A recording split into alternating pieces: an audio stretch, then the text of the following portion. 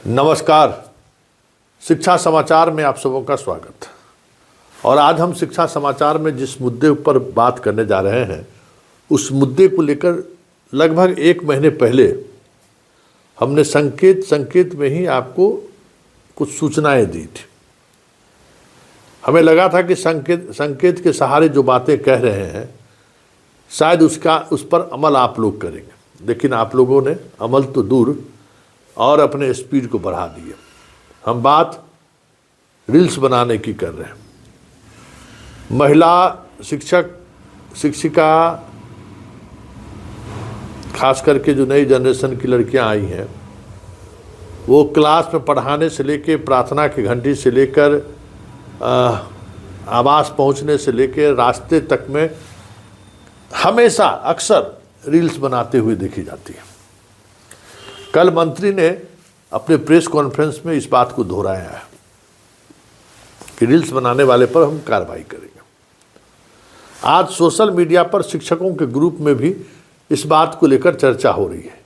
हालांकि कुछ ग्रुप में यूपी वर्सेस बिहारी भी हो रहा है कि जब से यूपी की लड़कियां आई हैं रील्स वाला बीमारी सबसे ज़्यादा उन्होंने ही फैलाई है।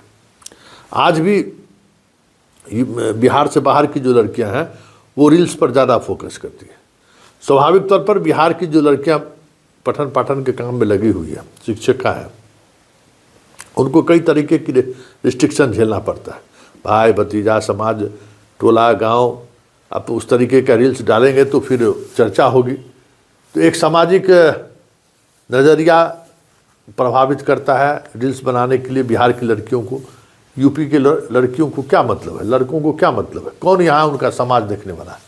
चलो बना दो, अपना डाल दो।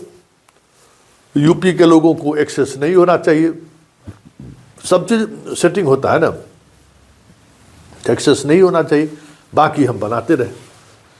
लेकिन विवाद यूपी और बिहार का नहीं है, विवाद है कि रील्स बनाया जाना चाहिए या नहीं जाना चाहिए।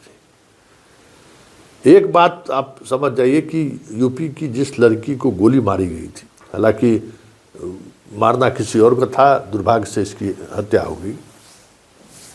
इसके मोबाइल फ़ोन को लेकर जब पुलिस ने अनुसंधान की शुरुआत की तो बहुत सारी चीज़ें ऐसी उस मोबाइल फ़ोन से पुलिस को हाथ लगा।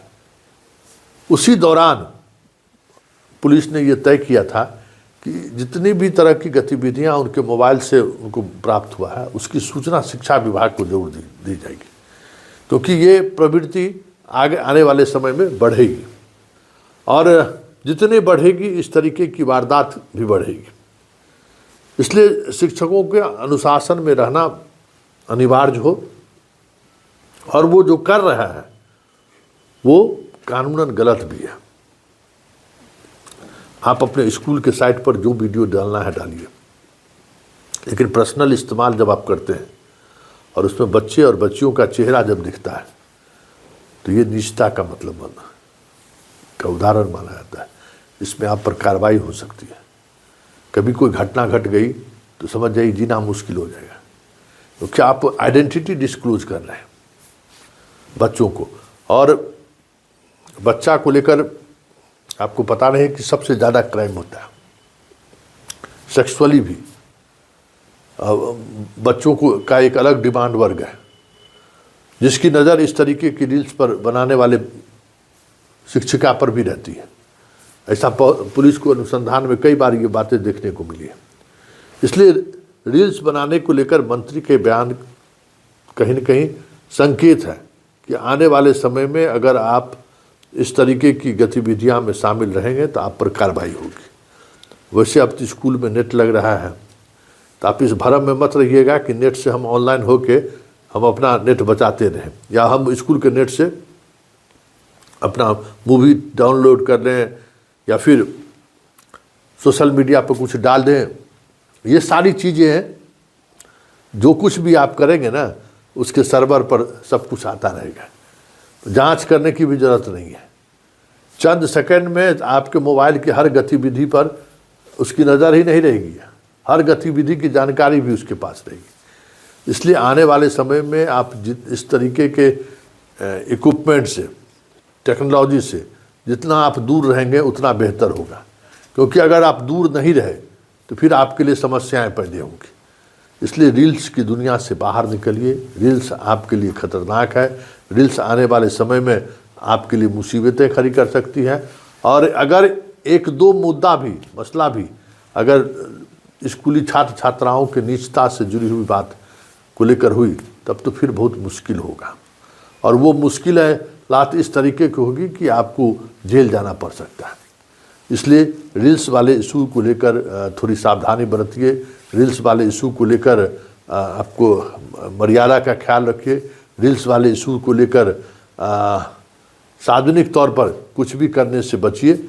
बहुत सारी ऐसी चीज़ें हैं, अगर इन सब बातों पर अगर आपने ध्यान नहीं दिया तो ये तय समझिए कि आपको बहुत मुश्किल होने वाला है। मंत्री का इंडिकेशन अपने आप में बहुत बड़ी बात है। मंत्री के कहने का मतलब अपने आप में बहुत बड़ी बात है। इसलिए इस बात को आप गांठ बांध लीजिए कि आने वाले समय में इन सब मुद्दों से आप बचेंगे।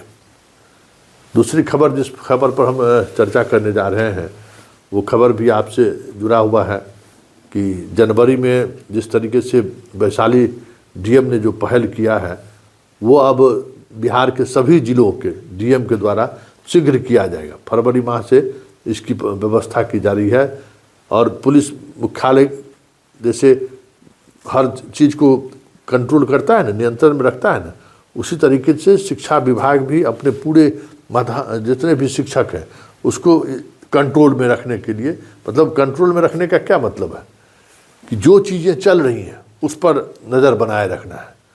तो ये चीज़ें आपको, आपके लिए जो है सो नई चीज़ें होंगी। इसके लिए आप थोड़ा तैयार हुइए, मानसिक तौर पर तैयार हुइए, क्योंकि अगर ये स्थिति बनी रही तो थोड़ी परेशानी आपको हो सकती है।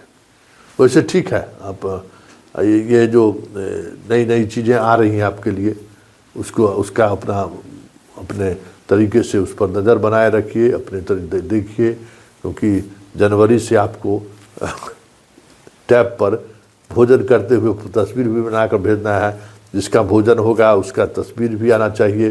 मतलब बहुत कुछ पारदर्शिता के साथ रखने की बात हो रही है। तो ये सारी चीज़ें ऐसी हैं जो आपके लिए परेशानी खड़ी कर सकती हैं। तो आप अपने आप को कैसे इस व्यवस्था में ढाल सकते हैं, टेक्नोलॉजी की व्यवस्था में, उस पर ज़्यादा दिमाग लगाइए। इसलिए रील्स से दूर रहिए। और आने वाले समय में जो एक नई चुनौती आप लोगों के सामने है, टैब पर अटेंडेंस बनाने का, उसको लेकर टैब पर मध्याह्न भोजन के बच्चों का तस्वीर, ये सारी चीज़ें आपको ख्याल रखना है।